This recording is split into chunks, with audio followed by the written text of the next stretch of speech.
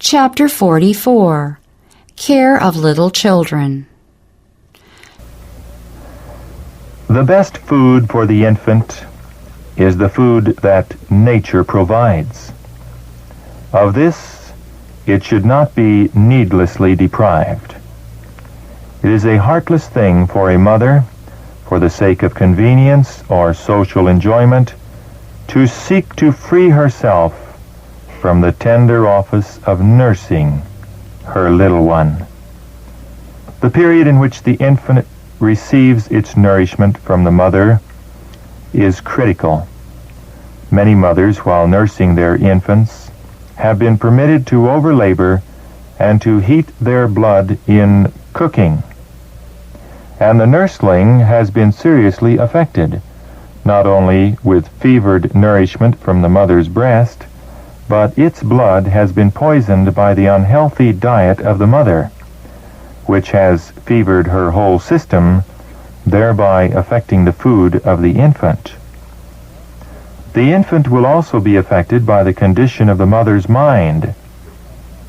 If she is unhappy, easily agitated, irritable, giving vent to outbursts of passion, the nourishment the infant receives from its mother will be inflamed, often producing colic, spasms, and in some instances causing convulsions and fits.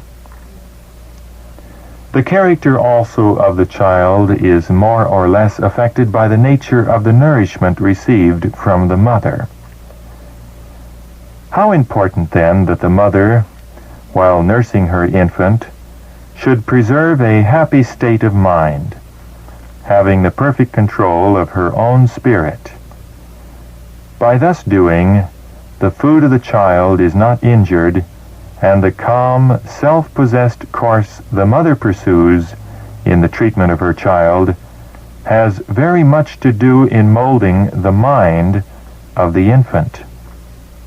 If it is nervous and easily agitated, the mother's careful, unhurried manner will have a soothing, correcting influence, and the health of the infant can be very much improved.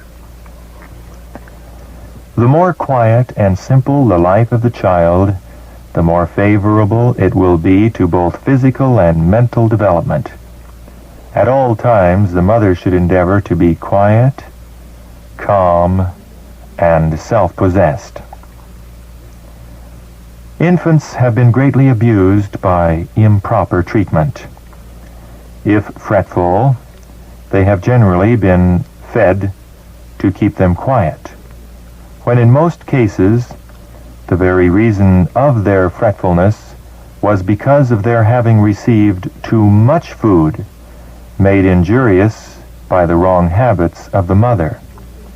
More food only made the matter worse, for their stomachs were already overloaded. Children are generally brought up from the cradle to indulge the appetite, and are taught that they live to eat. The mother does much toward the formation of the character of her children in their childhood.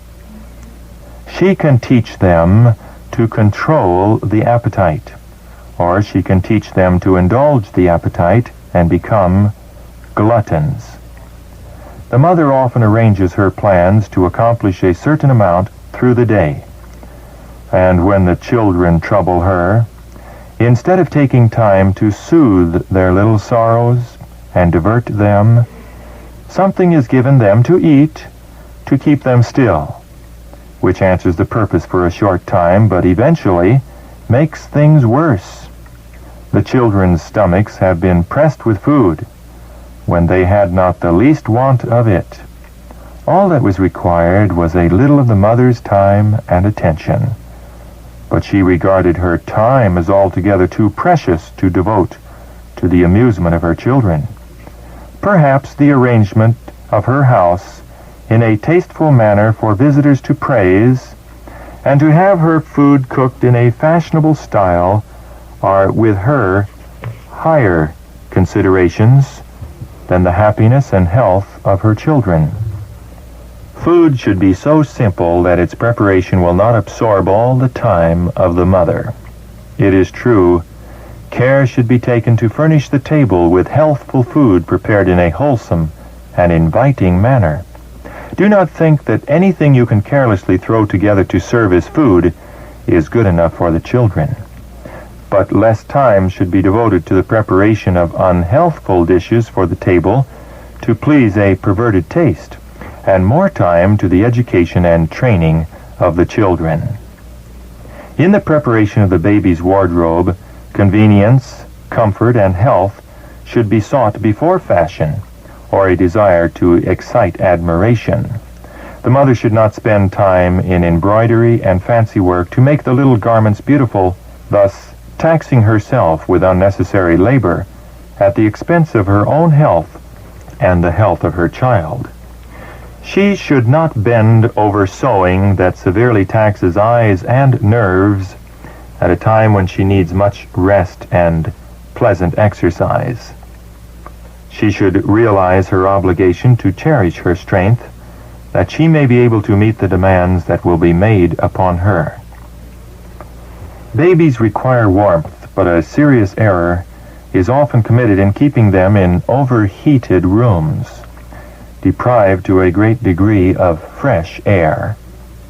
The baby should be kept free from every influence that would tend to weaken or to poison the system. The most scrupulous care should be taken to have everything about it sweet and clean. While it may be necessary to protect the little ones from sudden or too great changes of temperature, care should be taken that, sleeping or waking, day or night, they breathe a pure, invigorating atmosphere.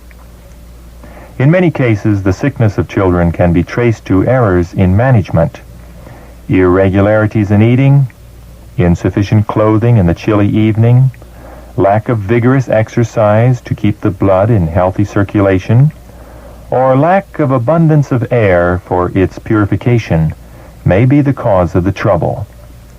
Let the parents study to find the causes of the sickness and then remedy the wrong conditions as soon as possible.